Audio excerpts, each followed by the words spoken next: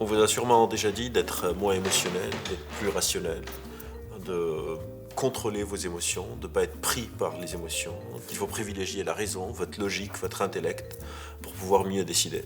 Cette opposition entre les émotions et la raison, c'est quelque chose qui remonte à très très très très longtemps. On peut même retrouver certains écrits de Platon où il utilisait une analogie entre un cavalier et son cheval, et il attribuait au cheval les passions, les émotions, et le cavalier, c'est un peu la raison, qui doit dompter ses émotions. On retrouve beaucoup ce langage aussi en entreprise, quand on parle de l'émotionnalité, souvent attribuée par exemple aux femmes, pourquoi est-ce que tu es tellement émotive, et l'intellect plutôt à un homme, et on oppose ces deux choses, cette opposition entre la raison et les émotions, souvent pour dénigrer les émotions et pour restituer la raison. Mais qu'en est-il vraiment? Est-ce qu'il y a vraiment une opposition entre notre émotion et notre raison? Comment est-ce que tout ça fonctionne? On parle souvent de ce modèle qui s'appelle le modèle triurne de MacLean, qu'on a trois sortes de cerveaux. Un cerveau reptilien, un peu les trucs de base, un cerveau plutôt émotionnel, ce cerveau limbique, et un cerveau supérieur.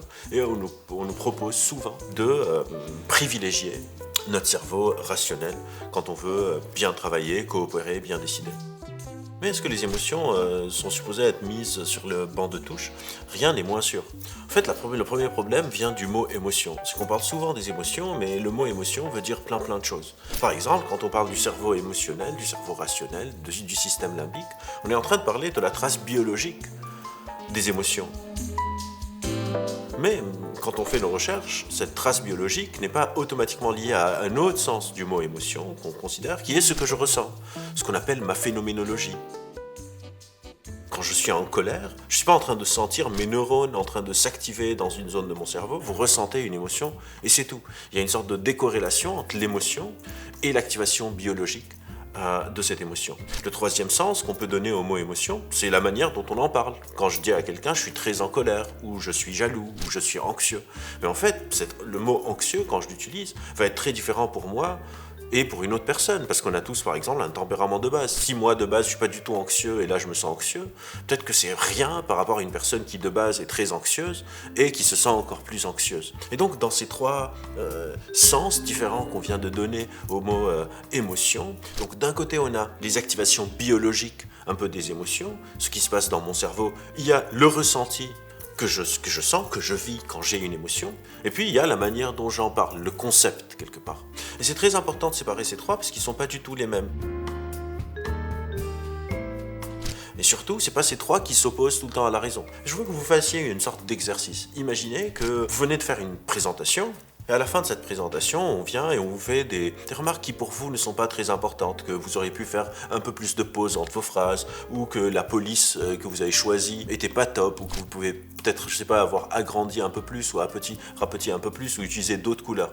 Des remarques qui pour vous sont pas très importantes, comparées au temps et à l'effort que vous avez mis dans ce travail. Vous allez être assez remonté. La prochaine fois que vous êtes dans cette situation, essayez de réfléchir et de poser une seconde et vous allez réaliser que cette émotion est tout le temps accompagnée de pensées associées.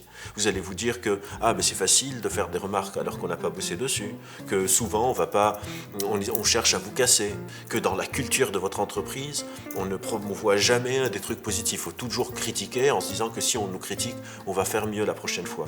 En fait, votre émotion est tout le temps accompagnée d'une pensée.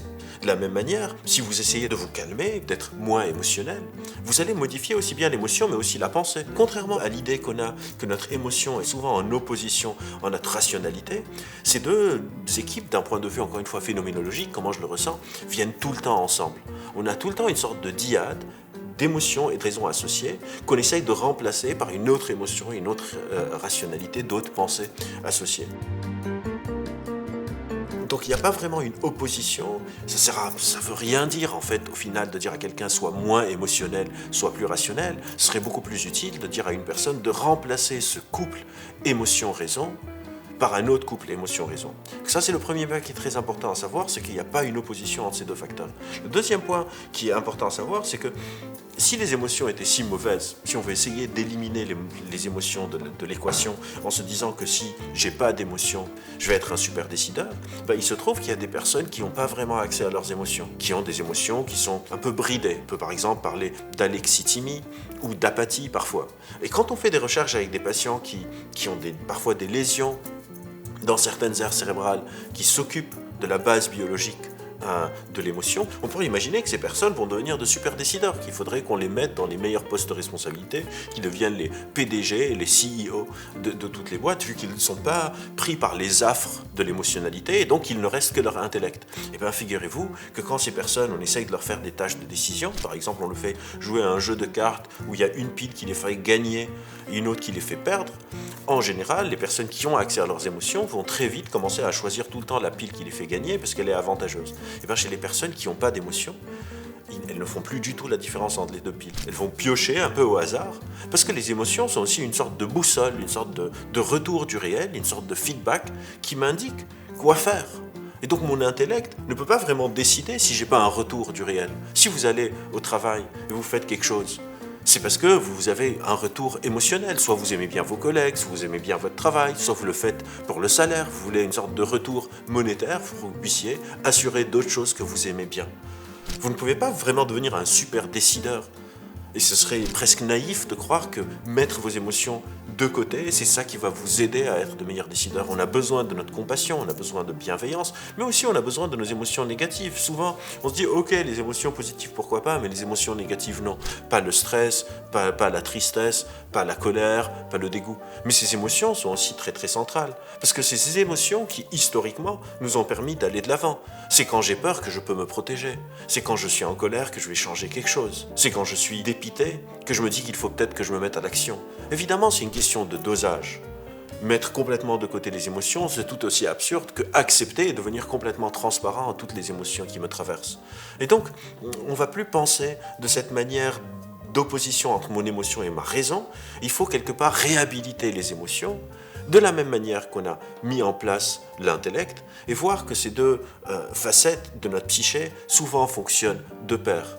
C'est une sorte de couple qui est tout le temps ensemble. Et donc la prochaine fois que quelqu'un vous dit soyez moins émotionnel, ou la prochaine fois que vous êtes tenté de dire à quelqu'un d'être moins émotionnel, dites-vous que ce n'est pas tout à fait juste, que vous êtes plutôt en train de lui demander de remplacer une émotion par une autre. Soit change ton émotion de colère en une meilleure émotion, et en même temps change les pensées associées, ou parfois on dit tu te fais des films par exemple, par un autre film. Remplace un peu la bobine émotion-pensée, et qu'on arrête un peu avec cette dichotomie complètement fallacieuse des émotions et de la raison.